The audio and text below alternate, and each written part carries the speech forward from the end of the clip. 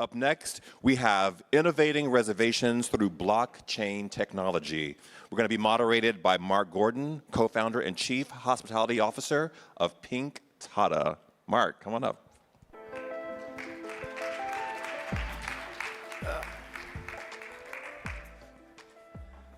Hello, everyone. Thanks for coming. Sounds like a very complicated topic, so my goal today is really to demystify NFTs and blockchain and really talk about why it works so well for hospitality and really not focus on the actual nuances of the technology.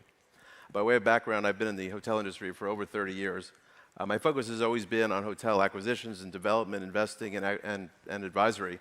But about 2 years ago, I got an opportunity with my partner, Leon, who's in the audience. Leon, you want to raise your hand? To really build something that will fundamentally change the way hotels are marketed and reservations are procured. And it really seemed like an opportunity of a lifetime to really have a major impact on the industry. So today I'll walk you through some of our thoughts and hopefully you'll share our enthusiasm. Before we talk about the future of hospitality, I thought it would be fun to talk about the past. As you probably know, the hotel industry historically has not been one that's been known for its innovations. The industry has been very slow to adopt to new technology. Before the 1940s, reservations were actually booked by mail, a telegram or telephone, and often reservations were lost. In 1947, the first hotel reservation system was instituted. It was called Hotel Type, and it was built by Weston. This new machine really revolutionized the industry from a reservation perspective. In the 1950s, credit cards were introduced to hospitality, and that really changed that dynamic dramatically because there was a new method to really effectuate payment. And then in 1958, Sheridan introduced via Weston a system called Reservations, sorry, it's a tough word to pronounce, and that really revolutionized the industry once again. But then between the period of 1958 and 1996, almost 40 years, there was virtually no innovation from a technology or reservation perspective in the hotel industry. Then came along the OTAs, and that really changed the entire hotel landscape. OTAs really came on board in the late 90s, but they really didn't gain in prominence until 2007, and that was really a function of the advance of the iPhone, because suddenly everyone had an app and they were able to engage with travel in a way that they never were able to prior. Everyone probably knows, but an OTA is an online travel agency, and it really provided travelers with the ability to book travel without the help of a travel agent, which was really the first time that was readily available on a commercial basis. However, there were lots of OTAs that began to populate the industry, but fast forward to today, there really are only 3 major OTAs that control the entire industry. What's amazing about that is that it's a $35 billion industry, that's B with a billion, and it's really controlled by 3 companies, and they really don't provide a lot of service for hotels. They really just take inventory from hotel systems and resell it to the public. There are 3 major groups, as I mentioned. The number 1 group is Expedia. They were originally a part of Microsoft. They were spun off in 1999. I assume Microsoft is not happy about that today. And Expedia really has a number of brands. They have Expedia, which is their primary brand. They have Hotels.com, Hotwire, Orbitz, Travelocity, Trivago. And this year they're going to generate $11 billion of inventory, $11 billion of revenue just by reselling inventory from the hotel industry. Booking Holdings is also another large OTA. They began in 1997. Their original company was Priceline. If you remember, that was the company where you could bid on your own pricing for hotels. It was done in an opaque fashion. Today, they're a dominant company. They have brands such as Booking.com, Agoda, Kayak, Cheap Flights, Rentacars.com, OpenTable, among others. They'll generate $16 billion this year of revenue just by, again, reselling hotel inventory. And then Airbnb came along in 2006, and they were really an eye-opener because they really showed us that travelers care about specificity of travel.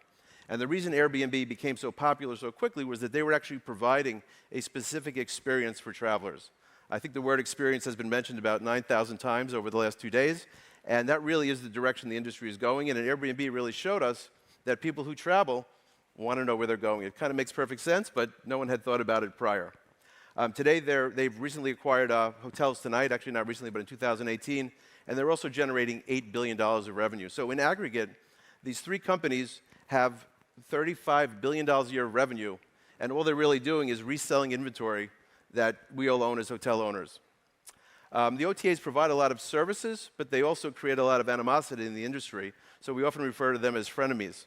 Hotels love them because they're bringing customers to your beds, but ultimately they're doing a lot of things that aren't as productive as well. So OTAs provide a steady source of bookings, but they really market hotels as commodities. So they're kind of like the anti-experience experience. They erode hotel brands and individual hotel identity because they really market everything as a commodity. And they also believe that the customer who's sleeping in your hotel belongs to them and not the actual hotel, so they don't really share a lot of data about the customer. They take commissions of up to 25% of gross bookings, and then you have to pay them an additional fee based on the placement of your hotel within their hierarchy. So in summary, the hotel industry today is very inefficient from a marketing perspective. There are really only two types of reservations. You have refundable reservations, which many travelers are concerned about, many hotels are concerned about because they don't really allow hotels to match fixed expenses with variable revenue. So it was really a disaster from a hotel ownership perspective because as an owner, you're always planning to figure out how you're going to generate enough revenue to match your expenses. And with a refundable reservation, you don't really know who's arriving at your hotel until 48 hours before they actually get there. Non-refundable reservations are a great solution, but many travelers are reluctant to book non-refundable because they say, what happens if my plans change? I don't have a way out of my reservation. Lastly, travelers really have no certainty about what they're booking because if they book on an OTA, they're basically seeing static pictures that may even be out of date or may not even be of the hotel that they're booking. When they arrive at the property, they're hoping that the experience at the property matches what they have in their head at time of booking. So the industry is really a bit of a mess from a marketing perspective. So what Pinktada is all about is using technology, not for the sake of technology, but for the sake of enhancing the customer experience and creating a better outcome for both hotels and for travelers. The technology that our company is based upon is called the blockchain. A lot of people get scared when they hear these names because they don't really understand what they are. But in simplest terms, blockchain is basically a general ledger that facilitates a process of recording transactions. It's in the sky, and it's a great tool to be able to allow sellers, or hotel owners in this case, to actually track transactions. So it really results in increased transparency, it results in reduced booking costs, and it results also in an ability to go back in time and understand and trace transactions. And because it's an open, traceable system, it provides a great way to track hotel movement and guest movement. So here comes Pinktada. That's my company. Pinktada, if anyone's wondering, is actually the name of a rare oyster. So the idea is that if you travel with Pinktada, the world is your oyster. We kind of make fun of our name with this slide. People guess what Pinktada is all about. You may have had some guesses as well. By the way, I should have said this earlier. If anyone has any questions, I would encourage questions throughout the presentation. We don't have to wait until the end. So if anyone has anything that they want to ask, feel free to just raise your hand. I'm happy to address it as I speak. So Pinktada is a membership-based marketing and reservation platform that uses technology, primarily blockchain and NFTs, to really deliver an unparalleled customer experience. We're trying to solve for three primary goals. Goal number one is to help hotels increase the number of truly non-refundable reservations. Right? Again, as I mentioned before, that's the ultimate goal of many hotel owners because they want to match their huge expenses with guaranteed revenue. As a result of COVID, most hotels have actually lost their ability to sell non-refundable reservations, so the industry has really swung to a non-refundable model, it makes cash flow planning very difficult. We're also trying to help hotels more effectively market their unique attributes. And we've created a virtual experience where travelers can teleport themselves to a hotel and actually experience the hotel so the booking decision is less about price and more about wanting to be part of a specific experience. And for all of you who are luxury hotel people, you really would benefit most from this kind of technology. And then lastly, we want to try to remove the number one impediment for travelers booking non-refundable, which is the classic adage, what happens if my plans change? So we've developed a system using blockchain technology and NFTs to make non-refundable reservations actually transferable or resaleable in all or part. Any questions? Okay, so innovation number one is to eliminate the mystery of travel. And as I mentioned prior, you're doing that through 3D marketing.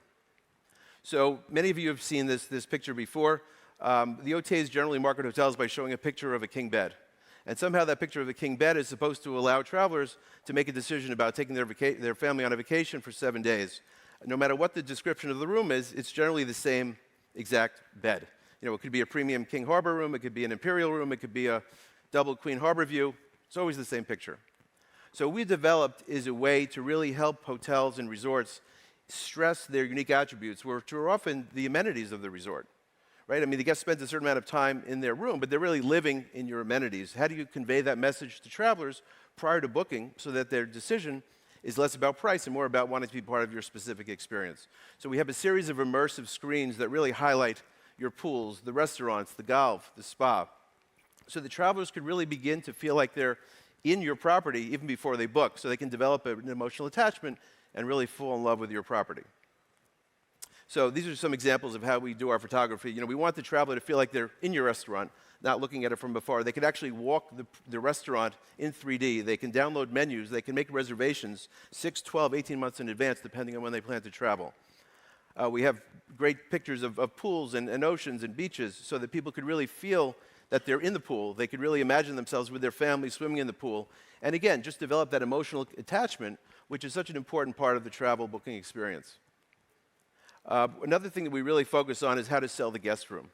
You know, most hotels are using static photos of guest rooms. Oftentimes those pictures could be out of date. Our photography and our user interface, and the real innovation that we have is not actually taking the 3D pictures, but it's actually taking the 3D pictures and putting them into a commercially viable product that can help you sell rooms. So for example, in this picture here, a guest would normally start their journey at your property with the least expensive room. That's typically how people book travel. So this would be a standard double queen. The guests can teleport themselves to your room. They can see the view from the window. They can see the furniture. They could actually see the bathroom. They can imagine themselves living in your room. Once they tour a standard double queen, our technology would then prompt the guest to examine a deluxe double queen. They can tour that same room in 3D and really begin to understand why they should spend an extra 20% to get for a higher room class. Once they tour a deluxe double queen, then we would then show them a suite with a double queen bed configuration. And then we could do a side-by-side comparison so the guests could understand that for $500 they get a standard room, for $700 they get a deluxe room, for $1,000 they get a suite. They could actually see the floor plans, they could imagine their family in the room, and it's a much more effective way to sell guest rooms. Also, this screen is really something that is very commercially viable because it summarizes the entire traveler journey. If you look on the left side, you can see the 3 rooms that the traveler has explored at your property. They could click on lobby, go back to lobby, beach, pool, and restaurant, and they could actually book their room directly through this 3D window. So it's a completely frictionless, very efficient way to book travel. And you know, based on our research, you know, the less time a traveler has to toggle between different screens and have more friction, the more likely they are to book at the first time of actually researching your room. So this is a very effective tool in helping our hotel partners sell their rooms. Innovation number 2, which is really even more innovative, is really changing the entire way hotel reservations are procured. So this is the current model that I'm sure you're all familiar with. This was a model that was developed in the late 90s by the OTAs to really insert themselves in every transaction. So they have this sort of big system in the middle that's really blocking hotels from travelers. And the reason they set this up this way is so that they can collect their large fees. So with Pinktada, we're undoing that entire maze, and we're really helping hotels connect directly with travelers once again. The way we're doing that is through a tokenization process. So basically, someone in this room wants to come to New York, comes to New York for 7 nights. You book 7 nights at the Knickerbocker Hotel, which is one of our partner hotels. Excuse me. Instead of booking the reservation in your name, which is the current way that reservations are procured, you would actually buy 7 tokens from Pinktada. Each token would represent a room night. It would be coded with the name of the hotel, the specific rate for that night, and the date of the reservation. They would pay for those 7 tokens at time of booking, irrespective of whether it's 7 days away, 6 months away, or 2 years away. The hotel owner then gets the guaranteed revenue at time of booking, which is money they can use for any purpose they desire. These tokens are then placed in our marketplace. We've built a marketplace, and the traveler can actually sell or swap tokens if their plans change. So if I'm coming to New York, I buy 7 tokens from Pinktada, I pay for them a year in advance. I have several options. I could either use my tokens at time of reservation and enjoy the hotel. If my plans change and I can't come to New York, I could actually resell those tokens on the Pinktada marketplace. Or if I have a hybrid situation and I can only come to New York for 4 nights, we could actually split the reservation. You can come for 4 nights and we can resell 3 nights. So it's really, you know, flexibility in travel like this never existed before. And this is all possible by using NFTs in the blockchain because we're able to trace these transactions in a very efficient way. Question? So what about the situation where you still plan to go to New York? You still plan the situation where you still plan to go to New York, you still want to stay 7 nights, but now it's 2 weeks later. How does your system manage that? I don't, it's 2 weeks. Okay, so the dates change. You still want a reservation at the hotel. You've been charged a price for it based on those dates. Do you have to then sell those 7 tokens so and maybe buy I wasn't, 7 more? Maybe I wasn't clear. When you buy those tokens initially, each token is coded with a specific date. Right. So you're buying January 1st through January 7th to show up at the Knickerbocker Hotel in New York. You can either come on January 1st through 7th, you can split the reservation and come from January 1st to January 3rd and then resell those tokens, or you could resell all of those tokens, but they're always for that specified date. Right, so you then have to buy another 7 tokens for a different date. Yeah, if you wanted to, or what you could do is sell all of your 7 tokens, you can, and then swap for 7 other nights, right? So there's total flexibility, but when you buy your initial token, it is for a specified date. Does that answer your question? Oh, sorry. Question here. You said that it was a membership site. Can you just clarify for the audience, are the members individual travelers or are the members the hotels that are Great choosing question. to partner with you? Great question. Thank you. And now I missed something, and I'm glad you brought that up. So hotels join our platform for a period of 1 year or more. As part of their agreement to join our platform, they agree to give us lowest price availability on any channel for a non-refundable room. Because they're giving us proprietary pricing, we want to have a fenced environment so other people in the industry can't take our inventory and resell it on their channels. So we have a fenced environment, which is a membership-based model. We don't charge for membership. We just want to have a protected environment so we know who's on our site, who's interacting with our products, and who ultimately is buying our tokens. So it's really just an added layer of protection. Sure. I'm coming. You have another question? I can hear you. It helps for the recording if we can hear her. Oh, I'm question. sorry. Yeah. Trying to save your trip. Get my steps in. I think it's also for the people on the webcast, right? Would you be willing to share, of course, without violating any confidentiality, for the hotels that join your platform, can you talk a little bit about what the revenue upside has been for them or what some of the KPI successes you've had are? Yeah, we've only been live for about 3 months, so our data really is just starting to take shape. So I don't think we have enough statistical data to really have draw any meaningful conclusions. But overall, hotels win because we provide them with this 3D interface, right, at our cost, and then we market their hotels to our membership base. So they're immediately getting enhanced marketing tools, and they're immediately getting distribution to our membership base, which ultimately will lead to additional production. We have another question for you. So what do you charge the hotels? What do we charge? Great question. So we charge a commission of 9.5% on the reservations that we procure. We charge a 3% reimbursement for our credit card fees.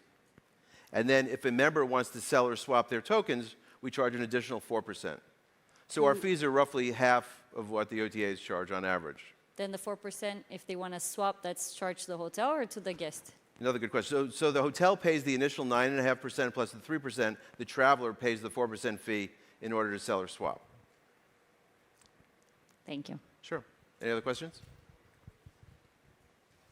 Okay, I'll keep going. So this is, part of when we designed this technology, we wanted the user interface to be very familiar, very frictionless. So we set up a series of menus that really make it very interactive and very easy to use. So if a traveler has booked their tokens and then they wanted to sell or swap them for whatever reason, they simply go back to our site, they click on one of these 2 boxes, either start a swap or start a sell back, and the transaction is instantly effectuated. So it's a very easy, very familiar interface. And quite frankly, it's very familiar with almost like a StubHub for hotel rooms. So people often compare us to that, use that analogy when thinking about how our technology works. It's a much more advanced model because StubHub was created over 20 years ago, but this is sort of a more technologically advanced version of what StubHub has been doing for many years. This is an example of how the traveler would decide how they want to resell their tokens. So when we bring a new partner hotel into our system, we connect directly to their central reservation system so that our technology really doesn't become a burden to the hotel. So the hotel would set the initial price for the token sale as they would a normal reservation, but then if our traveler or our member wants to resell their token, they actually get to set the price.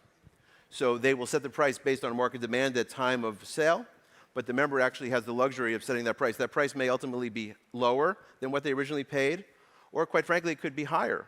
So if you booked a room a week in New York a year ago and prices have gone from $500 a night to $800 a night, you have a $300 a night profit on your balance sheet that you could monetize through our technology if you can't travel to New York. Now, because we want the hotel owners to feel like they're participating in this secondary transaction, we require our members to share the profit with the hotel. So they get a second bite of the apple. There's a second opportunity for revenue for the hotel if the transaction occurs at a higher price. If the transaction occurs at a lower price because demand has gone down, the hotel never suffers because once they book the revenue, it's 100% guaranteed irrespective of what the traveler ultimately does. This is an example of how the technology works. As I mentioned before, we tie directly into the hotel's CRS and we pull inventory based on our members' demands. As soon as we sell rooms, we then push the customer data back into the hotel's CRS so that as we learn information, we share it immediately with the hotel. And because this technology is so open, hotels can actually restore their direct relationship with their customer again.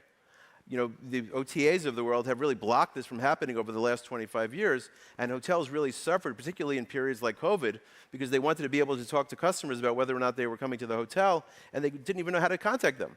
I mean, that's how complicated this has become. So we're uncomplicating that. We're sharing all of our customer data with the hotels, and we're letting our hotels engage directly with their customers once again. Yes? Coming to you. Two questions in the same row. Aren't you setting up a speculation website where someone with inside information on like a future conference can buy 100 rooms, and then when that conference becomes public knowledge, then they can sell it for a higher price? In theory, maybe, but the reality is that the hotel is setting the initial price, right? And as you know, hotels have revenue managers who understand demand patterns and events in a given market. So when they give us their price, they're already setting a price that reflects the demand that you described. So it's possible that there could be one-off situations, but I think a wholesale repricing would be unlikely because the hotel would know about this in advance. And quite frankly, the hotel is really no worse off than if they gave a refundable or non-refundable reservation, they would still have lost the right to resell that inventory. One of the nice things about the blockchain technology is that the hotel can actually go into our platform and actually potentially rebuy rooms back. So if you're a hotel owner and you're sold out and 60 days before a date, you got to have an opportunity to book a great conference or maybe a wedding, and you realize you don't have enough rooms, you as a hotel owner could log into our system and actually see if any of the members of Pinktada are willing to sell back their rooms, and you could actually buy back that inventory. So it really just opens up flexibility in a way that's never been possible in the industry. I think it was another question.